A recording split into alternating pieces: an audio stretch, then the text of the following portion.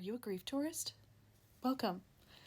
Whether you are or aren't, whether you've been called this, or if you didn't know what this term was, stick around for a couple minutes, minute and a half, and we'll get into it and how to avoid that kind of situation. So, the first thing that you're going to know about a grief tourist is someone who says, let me know if you need anything when there's a chronic illness or trouble in the family, or someone died, or that kind of thing is going on.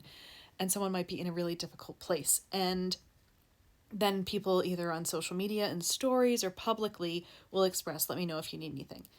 And whether this was well intentioned and genuine or not, it will have the effect kind of being written off, because what will happen is there's not a meaningful gesture here. There's not a meaningful offer of help or service within this or connection.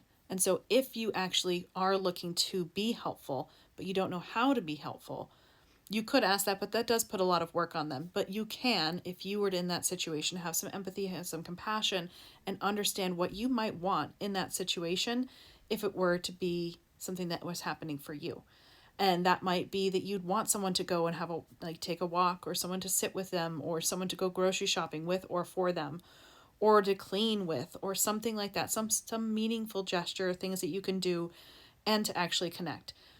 Now, one of the issues within the grief tourist is that they are perceived as running away when things are actually difficult.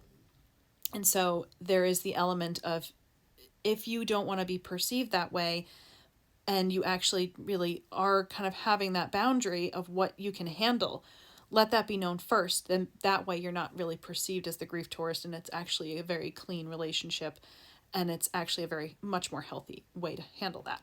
It used to be a very common thing to say, let me know if you need anything, and probably still is in a lot of circles, and it's usually was meant. And nowadays it may have been meant at the time, but it's hard to maintain with the way that life goes. So having something in your back pocket that you can do that's meaningful for the other person. And that means more than just cooking them a meal of pasta and red sauce, because everybody does pasta and red sauce. That's not going to be helpful, especially if somebody has chronic illness and they need actually like real food. But that's a whole different thing. Sometimes, though, it's not just an act of service, it's reaching out to the person and staying in communication and connection. I hope this helps you avoid the tourist trap. I'll see you around for more.